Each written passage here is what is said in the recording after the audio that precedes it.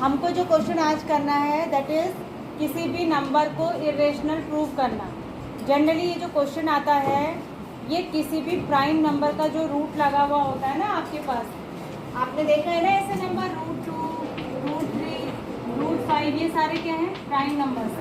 Prime number के ऊपर root लगा हुआ, ये हमने जो पिछली क्लास में पढ़ा था क्लास 9 तक, तो हमने ये पढ़ा था कि ये इरेशनल होते हैं। क्यों इरेशनल होते हैं इसका कारण मैंने आपको समझाया था कि इनको इरेशनल इसलिए कहते हैं क्योंकि जो इनका डेसिमल एक्सपेंशन होता है वो कैसा होता है, non terminating, non repeating, non terminating, non repeating, NTNR type का। कैसा होता है, NTNR, non terminating, non repeating. तो ये हमें पता था कि इनका जब हम, क्योंकि जब इसका स्क्वायर रूट निकालते हैं, आपने पहले मुझे आप ये बताइए क्या आपने कभी पॉइंट वाले स्क्वायर रूट निकाले हैं? वेरी गुड, क्यों नहीं निकाले? फिर पॉइंट वाले स्क्वायर रूट भी आपको निकालने आने चाहिए, ठीक है। तो जब इसका √2 की वैल्यू आपको पता है ना, √2 की वैल्यू कितनी होती है, हम लिखते हैं 1.414 लिख देते हैं। जनरली जब हम वैल्यू रखते हैं तो हम लिखते हैं 1.414, लेकिन इसकी इतनी ही नहीं होती, ये आगे तक कंटिन्यू होता है और इसका डेसिमल एक्सपेंशन कैसा होता है, नॉन टर्मिनेटिंग, नॉन रिपीटिंग होता है। मतलब कई सारे नंबर्स आते जाते हैं जो ना रिपीट होते हैं और ना ही डेसिमल क्या होता है, टर्मिनेट होता है। तो उससे हमें पता था। अब हमें इसे प्रूव करना है कि √2 इरेशनल है दूसरे मेथड से, तो हम कैसे करेंगे? इसका एक सेट प्रोसीजर है करने का, ठीक है। वो एक तरीके से यही समझ लीजिए कि आपको रूल्स रेगुलेशन लगा के उस क्वेश्चन को रटना ही है। समझ रहे हैं मेरी बात को? इसका जो प्रोसीजर है ना, आपको रटना ही पड़ेगा कि इसको ऐसे ही करना है। और करने का तरीका मैंने आपको बताया था कि बहुत सारे क्वेश्चंस में हम ऐसा करते हैं कि जो हमको प्रूव करना होता है उसकी हम कंट्राडिक्टरी बात को एज्यूम कर लेते हैं। जैसे हमको ये प्रूव करना है कि √2 क्या होता है, इरेशनल, तो हम क्या सपोज करेंगे, लेट √2 इरेशनल। आप देखिए मैं करती जा रही हूँ इसको और समझाती भी जाऊंगी, आपने ध्यान देना है, ठीक है। Prove that √2 is irrational. ये आपको क्वेश्चन की फॉर्म में आएगा, थ्योरम की फॉर्म में नहीं आएगा, मतलब क्वेश्चन ही आएगा ये, प्रूव दैट √2 इज इरेशनल, ठीक है। तो इसके प्रूफ में आप क्या करेंगे, लेट अस अज्यूम या let √2 is a rational number. हम इसको रेशनल सपोज कर रहे थे, क्या सपोज करेंगे, रेशनल सपोज कर रहे हैं। अब आप मुझे ये बताइए कि रेशनल नंबर्स आपके किस क्लास में थे? 8th क्लास में थे, 8th क्लास में। वहाँ पर जब आपको रेशनल नंबर पढ़ाए गए थे तो आपको बताया गया था कि रेशनल नंबर की डेफिनेशन क्या होती है, बताया था ना? बताइए क्या होती है, कौन बताएगा? किसी भी एक को याद हो रेशनल नंबर की definition? The number which we write in the form of P/Q where P is not equal to 0. कुछ गड़बड़ करा है, और कौन बताएगा? और थोड़ा जोर से बोला करो। हाँ, खड़े हो जाओ, तुम सही कह रही हो, खड़े हो। हाँ, हाथ नीचे करो।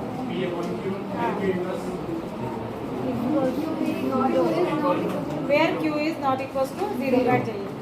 यहाँ पर P और Q से क्या मतलब है? हाँ, न्यूमरेटर और डिनोमिनेटर। P और Q कोई स्पेशल चीज नहीं है, उसकी जगह हम R/S भी लिख सकते हैं, A/B कुछ भी लिख सकते हैं। बस वो दिखाने का तरीका है कि जिस नंबर को हम फ्रैक्शन की फॉर्म में लिख सकते हैं, मैंने समथिंग अपॉन समथिंग की फॉर्म में लिख सकते हैं, और जिसमें नीचे वाला नंबर जो होता है यानी जो डिनोमिनेटर है वो 0 नहीं होना चाहिए। मैंने परसों भी एक दिन बताया था आपको कि 0 क्यों नहीं होना चाहिए। इसका भी एक्सप्लेनेशन ये है कि जो जिसके नीचे 0 आ जाता है उसको लिखते हैं नॉट डिफाइंड। क्या लिखते हैं? Not defined. नॉट डिफाइंड का क्या मतलब? इसकी अभी डेफिनेशन ही नहीं है कि इसको क्या लिखना चाहिए, इसको मैथमेटिशियन ने अभी डिफाइन नहीं कर पाया है, ठीक है। तो इसलिए नीचे 0 नहीं होना चाहिए। तो अब ये हमने ये अगर मान लिया कि √2 एक रेशनल नंबर है, तो हम √2 को इट इम्प्लाइज है, इसका मतलब ये है कि हम √2 को लिख सकते हैं A/B। भाई हर रेशनल नंबर को A/B की फॉर्म में लिखा जा सकता है। अभी A/B नहीं लिखते, अभी हम R/S लिखते हैं, ठीक है। तो अगर √2 एक रेशनल नंबर है तो उसको R/S लिख सकते हैं, मतलब न्यूमरेटर अपॉन डिनोमिनेटर लिख सकते हैं, क्योंकि हर रेशनल नंबर को फ्रैक्शन में कन्वर्ट किया जा सकता है, कहते ही उसको रेशनल नंबर को फ्रैक्शन में लिखा जा सकता है। R/S लिख दिया मैंने। अब एक शर्त और होती है इसकी, जब हम किसी भी रेशनल नंबर को P/Q की फॉर्म में लिखते हैं तो यहाँ जो P और Q होते हैं वो को-प्राइम्स होने चाहिए। क्या होने चाहिए? को-प्राइम्स होने होनी चाहिए। को प्राइम्स क्या होते हैं? को प्राइम्स ऐसे नंबर होते हैं जो जिनका भी कोई भी कॉमन फैक्टर नहीं होता 1 के अलावा, जिनका कोई भी कॉमन फैक्टर नहीं होता 1 के अलावा। जैसे कि मैंने अगर 2/3 लिखा तो ये को प्राइम्स है क्योंकि इसका कोई भी कॉमन फैक्टर नहीं है 1 के अलावा, ठीक है। लेकिन अगर हमें कोई नंबर दिया हुआ है, ठीक है, मान लिया मुझे 2.5 दिया है, फॉर एग्जाम्पल मैं एक एग्जाम्पल की बात करूँ, अगर मैं इसको P/2 की फॉर्म में लिखूंगी तो मैं क्या लिखूंगी? इसको 25/10 ये लिख दिया मैंने। ये एक रेशनल नंबर है ना, है या नहीं है? लेकिन रेशनल नंबर को लिखने के लिए उसको सिंपलेस्ट फॉर्म में लिखना पड़ता है। मतलब वो ऐसे भी हो सकता है और हमें उसको सिंपलेस्ट फॉर्म में जब चेंज करना पड़ेगा तो 5/2 आएगा और यहाँ पर ये को प्राइम्स आएंगे। आएंगे कि नहीं आएंगे? सेम यही चीज़ हमें यहाँ भी करनी है। मैंने क्या करा कि √2 को पहले R/S लिख दिया और मैंने कहा कि जो R और S है, let there is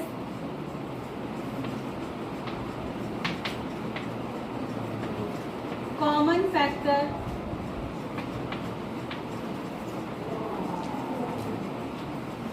R and S other than 1।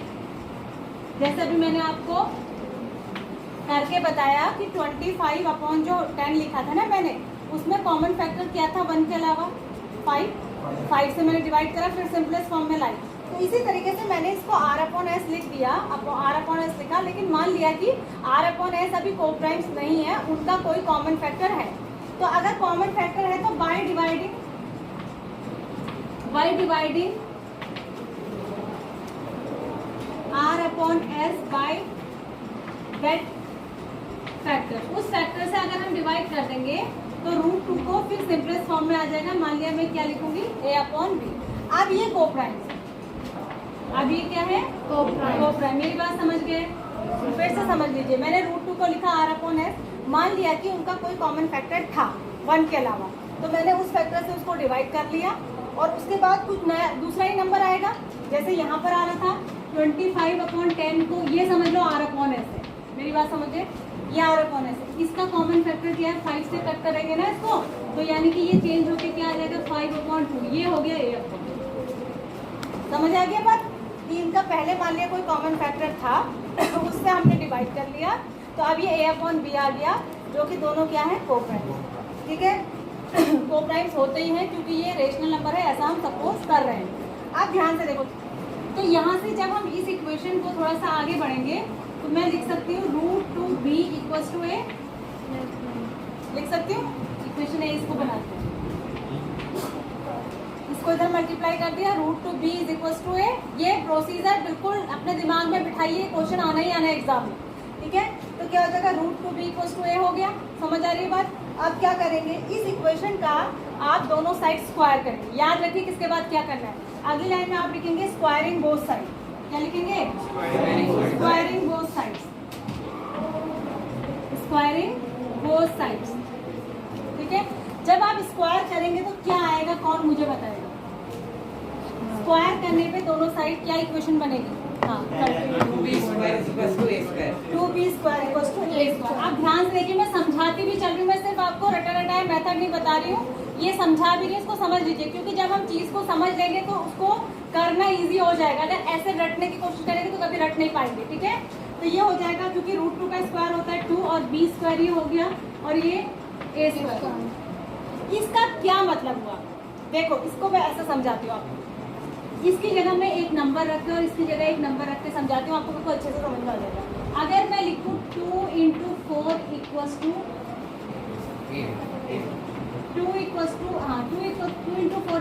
लिखूँ फॉर एग्जाम्पल, ठीक है। इसको समझ लो b², इसको समझ लो A², ठीक है। अब मैं यहाँ से ये कह सकती हूँ ना कि जो 2 है वो A² का एक फैक्टर है। भाई जब किसी चीज को 2 से मल्टीप्लाई करके ये मिल रहा है तो इसका मतलब क्या हुआ कि 2 इसका क्या है? फैक्टर है, यानी ये 2 से डिवाइड होता है। समझ आ गई बात? तो इस इक्वेशन से हम क्या कह सकते हैं? It implies that 2 is a factor of A²। 2 is a factor of A²। और इससे जस्ट पहली थ्योरम में मैंने आपको बताया था, जब कोई प्राइम नंबर किसी के स्क्वायर को डिवाइड करता है तो वो उस नंबर को भी डिवाइड करता है। तो यानी 2 अगर A² का फैक्टर है तो A का भी फैक्टर होगा। तो इट ऑल्सो इम्प्लाइज दैट कि 2 इज अ फैक्टर ऑफ 8। इतनी बात समझ में आ गई? ठीक है। अच्छा 2 अगर इसका फैक्टर है, 2 अगर 8 का फैक्टर है तो 2 इसके स्क्वायर रूट का, यहाँ पर ऐसे समझ लो ये कोई स्क्वायर नंबर नहीं है, एक स्क्वायर नंबर का एग्जांपल लेके समझ लो। अगर 2 16 का फैक्टर है तो 2 4 का भी फैक्टर होगा ना। तो यानी कि जो 2 4 का भी फैक्टर होगा तो 4 को 2 इंटू कुछ लिखा जा सकता है कि नहीं भाई? 4 को 2 इंटू 2 लिखा जा सकता है।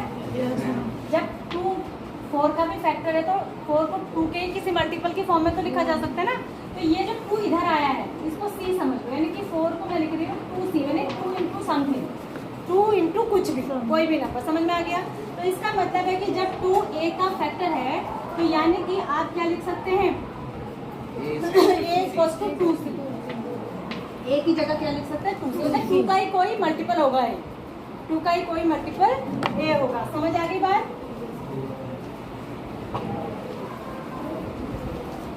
तो जब 2 का ही मल्टीपल होगा इसको इक्वेशन नंबर 2 कर लेते हैं। अब इसका भी स्क्वायर करेंगे, squaring both sides, squaring both sides. तो यहाँ से क्या हो जाएगा? a square equals to 4c square होगा। अब मैंने ऐसा क्यों किया? ये मैंने इसलिए किया ताकि मैं a स्क्वायर जहाँ पर था ना, कहीं था इक्वेशन कहाँ पे वो, इसमें a स्क्वायर की जगह में ये रख सकती हूँ, क्योंकि इसमें a की वैल्यू नहीं रखनी है, इसमें किसकी वैल्यू रखनी है? a square. तो इसलिए मैंने इस लाइन का स्क्वायर कर दिया ताकि मुझे a स्क्वायर की वैल्यू मिल जाए। और उसको मैं इक्वेशन नंबर, इसको भी कुछ नाम दे देते हैं, इसको 2 कह देते हैं, इसको 3 बोल देते हैं। ठीक है। तो अब हम लिखेंगे putting value of a square in equation 2, in equation 2। जब इक्वेशन 2 में मैं इसको रख दूंगी तो क्या आएगा? 2b square is equal to 4c square. 2b square equals to 4c square. इसमें जितना चौक नहीं लगी उससे ज़्यादा धूल लगी और मुझे ब्रश से बहुत ही allergy. 2b square equals to 4c square. ठीक है। तो ये 2 से 2 जा कट जाएगा, b स्क्वायर इक्वल्स टू क्या हो जाएगा? 2c square. अब देखो जो प्रोसीजर हमने इसमें करा था ना सेम, वही यहाँ भी हो जाएगा। इसका मतलब क्या हुआ? 2 divides b. 2 divides 2 is the factor of b. b square. 2 is the factor of b square. b square। इसका दूसरा मतलब क्या हुआ? 2 is the factor of b। अब भैया थोड़ी देर पहले तो हमने कहा था कि 2 is the factor of a, अब हमने कह दिया 2 is the factor of b। तो इसका मतलब 2 फिर से दोनों का फैक्टर आ गया नहीं आ गया? Yes sir. तो इसका मतलब क्या हो गया? It implies that 2 is a factor of a and b both, a and b both। तो जब a और b दोनों का फैक्टर हो गया 2, तो हमारी पहले वाली बात गलत हो गई कि नहीं?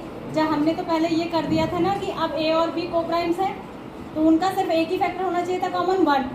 लेकिन फिर से एक नया फैक्टर आ गया, क्या आ गया? 2।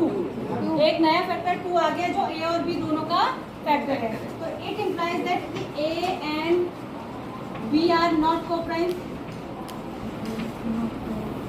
तो कोप्राइम्स नहीं हुए ना?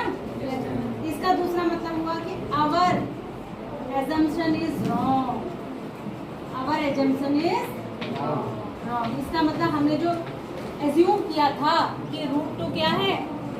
रेशनल है, वो assumption wrong हो गया, क्योंकि वहां से निकल के क्या आ गया? ये फिर से कोप्राइम्स नहीं रहे, ये क्या आ गए? फिर से इनका कोई कॉमन फैक्टर आ गया अदर देन 1। तो अगर हमारा assumption गलत है तो it implies that root 2 is irrational. Root 2 is irrational. दोबारा समझा रही हूँ, ध्यान दीजिए। Root 2 is irrational. नाउ अब मैं आपको ओरली समझा रही हूँ क्योंकि मैं जो लिख रही थी वो मैं आधा रब कर चुकी हूँ। ध्यान से सुनिए। पहले आपको क्या करना है, दिमाग में स्टेप सब आपके चलने चाहिए, बोर्ड पे लिखा हुआ नहीं है सारा कुछ। आप क्या करेंगे? सबसे पहले let root 2 is rational, let us assume या लेट रूट 2 इज रेशनल। तो रूट 2 को क्या लिख देंगे? Root 2 equals to R upon S. वहाँ पर आप लिखोगे let R and S have a common factor other than 1। मान लिया अभी भी आर और एस का एक के अलावा कोई और कॉमन फैक्टर है तो उससे डिवाइड कर देंगे, उससे डिवाइड करने पे रूट टू इक्वल टू आ जाएगा a upon B. Then after dividing by that factor क्या हो जाएगा, root two equal to a upon B, where a upon B हमारे हिसाब से अब हमने ऐसा कर लिया कि a और b अब क्या है, को-प्राइम। ठीक है, फिर क्या करना है, b को दूसरी तरफ ले जाना है, b root two equal to a, फिर क्या करना है, दोनों साइड का स्क्वायर करना है, तो क्या हो जाएगा 2b square equal to a square. इसका मतलब ये हुआ कि क्या हुआ, 2 is a factor of a square, तो इट मीन्स इस प्रीवियस थ्योरम से क्या हो गया कि 2 is a factor of also a। ये हो गई, एक बात हो गई। अब जब 2 जो है a का फैक्टर है तो यानी कि a equals to 2 into something लिखा जा सकता है। जैसे मैं कहूँ, अभी मैंने समझाया आपको कि अगर 2 4 का फैक्टर है, 2 अगर 4 का फैक्टर है तो 4 को 2 इंटू कुछ लिखा जा सकता है ना, 2 इंटू 2। इसी तरीके से 2 अगर 6 का फैक्टर है तो 6 को क्या लिखा जा सकता है, 2 इंटू 3। तो जिस जगह पे हम 2 3 चेंज कर रहे हैं उसको c समझ लीजिए। तो यानी कि अगर 2a का एक फैक्टर है तो a को लिख सकते हैं 2 इंटू सी, यानी a को लिख सकते हैं 2c। इसका फिर से स्क्वायर कर देंगे तो a स्क्वायर इक्वल टू आ जाएगा 4c स्क्वायर। इसको इस इक्वेशन में रख देना है, a स्क्वायर की जगह क्या रख देना, 4c स्क्वायर। दोनों तरफ क्या हो जाएगा, 2 से 2 कैंसिल हो जाए, 2 से 4 कैंसिल होगा तो b स्क्वायर आ जाए इक्वल टू आ जाएगा 2c स्क्वायर। इसका मतलब ये क्या हुआ कि जो 2 है वो b स्क्वायर का भी एक फैक्टर है। भाई 2 से कुछ मल्टीप्लाई करने पे b स्क्वायर मिल रहा है, 2 से किसी चीज को मल्टीप्लाई करने पे b स्क्वायर मिल रहा है, यानी कि 2 b स्क्वायर का फैक्टर है। इसका मतलब 2 जो होगा वो b का भी फैक्टर है। ऊपर हमने कहा था कि 2a का फैक्टर है, अब हम कह रहे हैं कि 2b का भी फैक्टर है। इसका मतलब 2a और b दोनों का फैक्टर है। अगर दोनों का फैक्टर है तो इसका मतलब फिर से ये कंडीशन हमारे सामने आके खड़ी हो गई कि a और b अभी भी को-प्राइम्स नहीं है, इनका एक के अलावा कोई और फैक्टर आ रहा है जो कि है 2 है। एक 1 के अलावा भी इनका एक एक्स्ट्रा फैक्टर आ रहा है, दोनों का कॉमन वो क्या है, 2 है। इसका मतलब आवर अजम्पशन वाज रॉन्ग। हमने क्या अज्यूम किया था कि रूट 2 रेशनल है, it means root 2 is irrational. Is that clear to all और नॉट? हो गया, हो गया क्लियर? कितना %? चलो अब इतना डेयरिंग कौन है जो सबसे पहले इसको आगे बोर्ड पे करेगा? करोगे? आ जाओ। अब आप देखिए, उसके बाद मैं अपनी पसंद से बुलाऊंगी। अभी ऐसा ही एक क्वेश्चन और है रूट 3 के लिए, वो भी मैं समझाऊंगी, पहले एक बार इसको देखिए।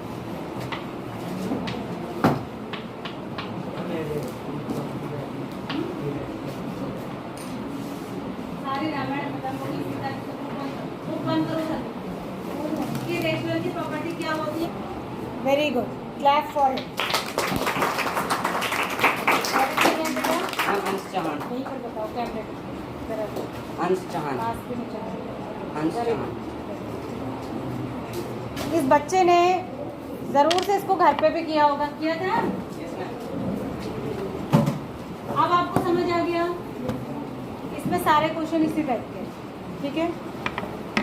मतलब हर क्वेश्चन में आप कुछ नया पढ़ रहे हैं, इस बार पढ़ रहे हैं ना, इस वाले चैप्टर में पहले जैसा कॉमन नहीं है। श्रद्धा सक्सेना आ जाओ, चलो।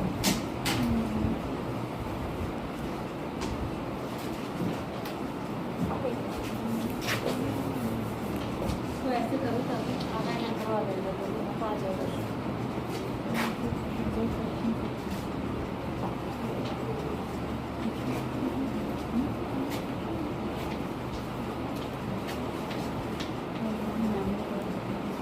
आज जब आप घर जाएंगे तो आपको यही एक क्वेश्चन बनाना है, बार बार ये क्वेश्चन आपको बार बार करना है रफ कॉपी पर, और एक बार करना है फेयर कॉपी। ये क्वेश्चन आपकी एक्सरसाइज में नहीं दिया गया है, बट रूट 2 इज इरेशनल, ये एक थ्योरम है जो करना कंपल्सरी है।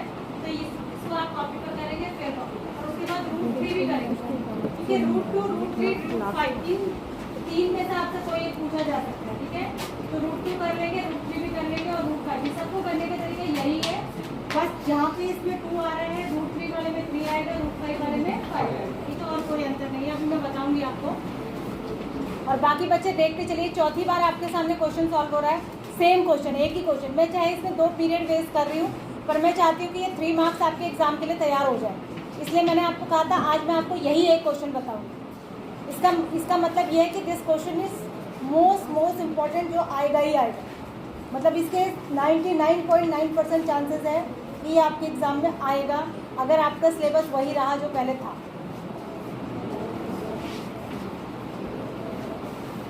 ये पिछले साल के प्री बोर्ड्स में भी खूब पूछा गया है क्वेश्चन।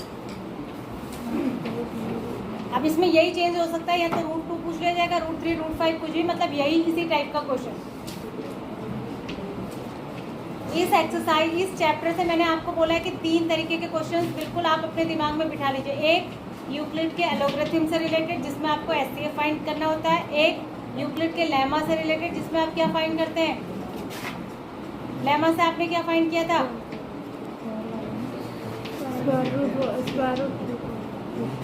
लेमा वाले क्वेश्चन से क्या किया था? a=bq + r, जो उस टाइप के क्वेश्चन थे कि किसी का स्क्वायर इस टाइप का होता है, किसी का क्यूब इस टाइप का होता है, कोई पॉजिटिव ऑड इंटीजर, उस वो क्वेश्चन वो मोस्ट इंपॉर्टेंट और एक ही है। ठीक है, तो ये 3 अपने दिमाग, इससे ज़्यादा बाहर क्वेश्चन नहीं आएगा इस चैप्टर से।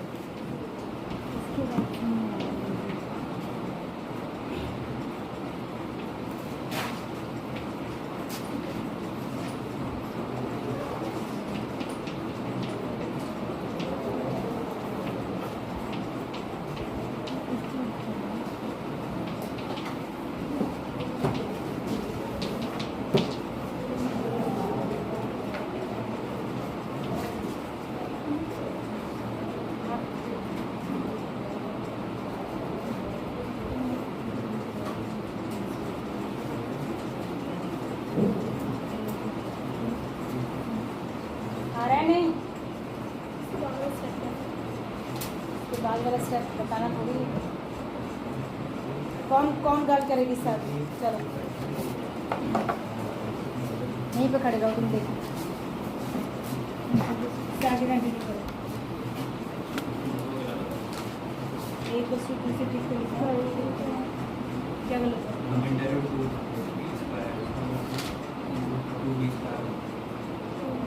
कहाँ से स्क्वायर थियरी कहाँ पर है? अच्छा ये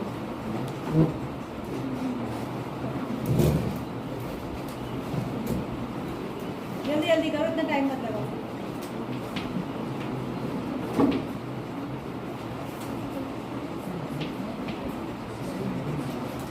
इसको भी कोई क्वेश्चन लिख लो, इसको भी लिख लो, इसको सुन लिखो, इसी में तो रखोगी बस, इसको फिर लिखो।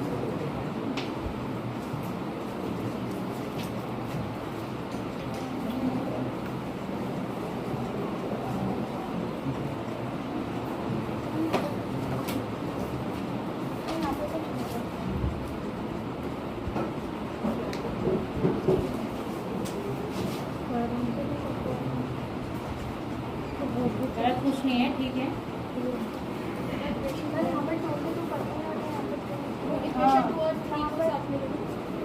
अभी क्यों कटेगा? तुमने गलत, ये a² = 4c² कहाँ से आ गया? हाँ 4c। अभी वैल्यू रखी थोड़ी है तुमने, आप रखोगी ना तब कटेगा।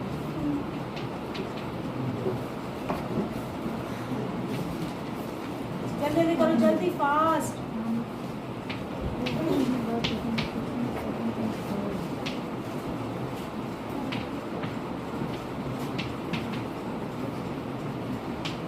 Like that.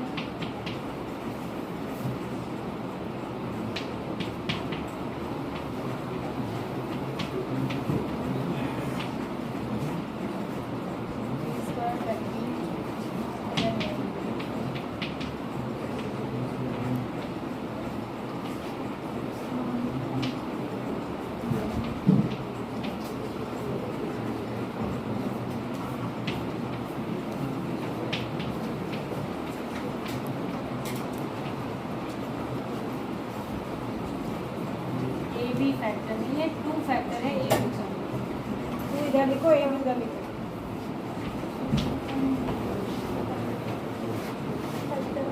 बस इसके बाद डायरेक्ट लिख देंगे। It implies that A and B are not coprimes.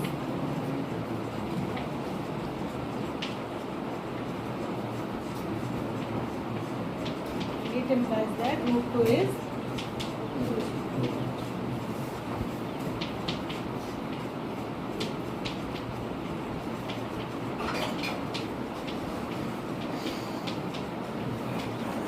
अब आ गया अब तक आपको रट जाना चाहिए, इतनी बार क्वेश्चन हो गया। ठीक है, चलो बैठो। Very good Shraddha, you also good. लेकिन भूल गई तुम आधे में, भूलना नहीं। ठीक है, सेम इसी तरीके से आप √3 के लिए करेंगे। सेम इसी तरीके से क्या करेंगे, √3 के लिए करेंगे। तो पहले आप क्या लिखेंगे, लेट, यहाँ देखिए सब √3 = r/s। ठीक है, उसके बाद क्या आ जाएगा, √3 मैं लिख नहीं रही हूँ अभी, जो स्टेटमेंट आप समझ गए। √2 में मैंने जो लिखा था कि इनका कोई कॉमन फैक्टर है, तो डिवाइड करने के बाद a/b आ जाएगा। यहाँ लिखोगे where a and b are co-primes। ठीक है, अभी भी जिसको डाउट होगा तो वो पूछ लेगा, अपने दिमाग में याद रखिएगा कि मुझे कौन से स्टेप में डाउट हो रहा है, वो बाद में पूछेंगे आप। तो यहाँ से क्या हो जाएगा, b√3 = a स्क्वायर करेंगे। क्या करेंगे, स्क्वायर करेंगे। तो स्क्वायर करने के बाद क्या हो जाएगा, 3b² = a²। इसका मतलब क्या हो जाएगा, 3 is a factor of a²। इसका मतलब क्या हो जाएगा, 3 is a factor of a। इसका मतलब क्या हो जाएगा कि a = रख देंगे 2c 3c। a = क्या रख देंगे 3c। इस इक्वेशन को 2 कह देंगे, इसको कह देती हूँ मैं, इसको 1, इसको 2, इसको 3, इसका स्क्वायर कर देंगे। दोनों साइड क्या करेंगे, स्क्वायर करेंगे। स्क्वायरिंग लिख देना, स्क्वायरिंग बोथ साइड। एग्जाम में तो ढंग से ही लिखोगे, यहाँ पे मैं पहले समझा चुकी हूँ इसलिए शॉर्टकट में। तो a² = 9c²। इसको 4 कर दीजिए और इसकी वैल्यू कहाँ रख देंगे, कहाँ रख देंगे, सेकेंड इक्वेशन में। तो यहाँ हो जाएगा 3b² = 9a²। 3 से कट जाएगा 9c²। तो ये हो जाएगा b² = 3c²। इसका मतलब हो जाएगा b is a factor of 3। 3 is a factor of b। b², then 3 is a factor of b। इसका मतलब 3 is a factor of a and b both। इसका मतलब a and b are not co-primes। इसका मतलब √3 is not rational, it is। समझ गए मेरी बात। इसी तरीके से √5 में करेंगे, √5 = r/s। देन अगर r और s का कोई कॉमन फैक्टर है तो उससे कट करने के बाद √5 = a/b। वहाँ पर a और b क्या कह देंगे, को-प्राइम्स है। फिर क्या करेंगे, उधर ले जाएंगे, √5b = a, दोनों साइड स्क्वायर करेंगे। 5b² = a²। इसका मतलब 5 is a factor of a²। It means 5 is a factor of also a। इसका मतलब a को लिख सकते हैं 5c, उसका स्क्वायर करेंगे तो a² = 25c²। a² की वैल्यू पहली वाली इक्वेशन में रख देंगे तो कट के आ जाएगा b² = 5c²। इसका मतलब 5 is a factor of b²। इसका मतलब 5 is a factor of b। इसका मतलब 5 is also a factor of a and b both। इसका मतलब a and b are not co-prime। इसका मतलब our assumption was wrong, means √5 was irrational।